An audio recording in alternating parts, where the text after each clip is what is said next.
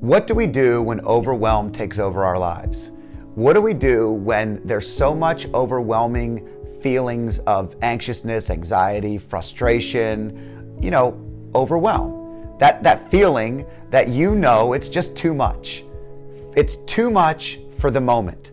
This is something that happens all the time. Business owners, if you're brand new in business, you know that the hunger of bringing in new business overwhelms you. There's always something new to be learning, right? It's overwhelming to be learning a new business when you're new. And that can be extremely frustrating because you want to know it all so you can help everybody, right? And then the longer you're in business, the more your day fills up with everything. Even when I have gaps in my schedule, perfectly laid out, talked about throughout the week, understood that we have this gap for that gap and this, all of a sudden there's 3 things that can't wait. They're immediate emergencies. They have to be dealt with in that moment. And all of a sudden you feel a bit overwhelmed. Maybe you gave someone 5 extra minutes at a meeting and now you're 5 extra minutes late for the next one. And you're pulling in to the office, and if you're like me, I have to actually find ways to deal with that. I'm not overwhelmed with what's going on in that moment, so much so that I can't function. I can sprint anywhere. I love to sprint and I love to run fast. But I also know that if I just take a few moments to reset, recharge, breathe, it allows me to have a recentering of what the next most important thing would be. So, overwhelm is something that's going to happen all the time, right? I'm just talking about overwhelm in business. How about overwhelm in family? Isn't it funny how the emotional side of a family situation, your children's grades, one test can push a family over the edge for the evening. Like, what do you mean you didn't get this grade on the test? Or you said you studied, or whatever it may be, right? It's overwhelming in that moment. It's so important. But the reality is 3 days later, it doesn't even matter. See, some of the things that overwhelm does, it clouds our judgment and our ability to actually make better decisions. It clouds our ability to be the best version of ourselves in the moment that we're in. And I think there's lots of overwhelm moments in the day. Balance is something that everybody wants to have, this perfect balance. But the reality is, if you're running hard into something you're focused on, something is imbalanced. It's impossible to not be off kilter a little bit, even if you've got it dialed in between your life and your work and your wealth and your spirituality and your health, like I talk about all the time. If you're completely dialed in there, you're still leaning in one direction. If you're focusing on your health, you're going to lean in that direction. So overwhelm pops up all the time. I find that taking a minute to just reset, 1 minute at the very least, your Apple Watch will say, breathe. And it's kind of funny because you get reminded to breathe all through the day. I still haven't figured out if it's telling me so many times in the day because I set it up to do that, or if it's actually telling me that because my body is saying, slow down and breathe. So, this morning I'm filming and I rush in to film because I was running a few minutes late, shocking to anyone that knows me.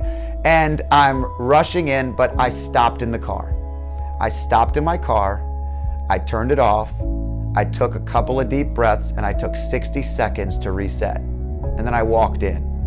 I don't know why I'm made to where I think I should sprint everywhere, but that's just who I am. And business owners feel like this all the time. The busyness of business, it's in the word, right? Business. Busyness is not really the healthy part of it. It's focused efforts. It's being the best version of ourselves. One of my teammates called me the other day and they were overwhelmed, completely overwhelmed. And they said, I have this, I have that, I have this, I have that. And they're going through a list. Shockingly, almost everything on that list was extremely important. And it was difficult for even me to prioritize for them. I had pretty much given them that entire list. So I knew how important it was, and it all started by me kind of asking where we were on a couple of projects. And the overwhelm came out over the phone. And the reality was I could feel myself not knowing how to solve that problem immediately for them, and I could feel them losing control of the moment. Just the moment. I'd fully trust the individual, but the moment. So I said, hey, I got an idea. Let's hang up the phone. I want you to take 5 minutes. Just disconnect. Just breathe, focus. Don't do anything else. Just relax for 5 minutes. Let's reset our brain and let's get back on the phone and let's solve some of these things. Let's reprioritize. The reality was this. They did that. And they actually did it. I know I actually have other people that work with us that would laugh at me and say, oh, you're crazy. You don't need to do all that. I'll call him back in 5 minutes. I'll just make him think I breathe. You know, I know that's exactly what people will do, but that's okay. This person did it. And when they called back, we were on point. We were ready to go. We immediately moved number one priority to number one priority. We immediately created space in the rest of the day. I was able to take 2 things off of the person's list. 2 things that were small, but they freed up space here in the brain. See, I feel like I've always dealt with this in my life, and I'm sure many of you feel the same way. Being in business is busy, and there's always someone that needs just 5 seconds.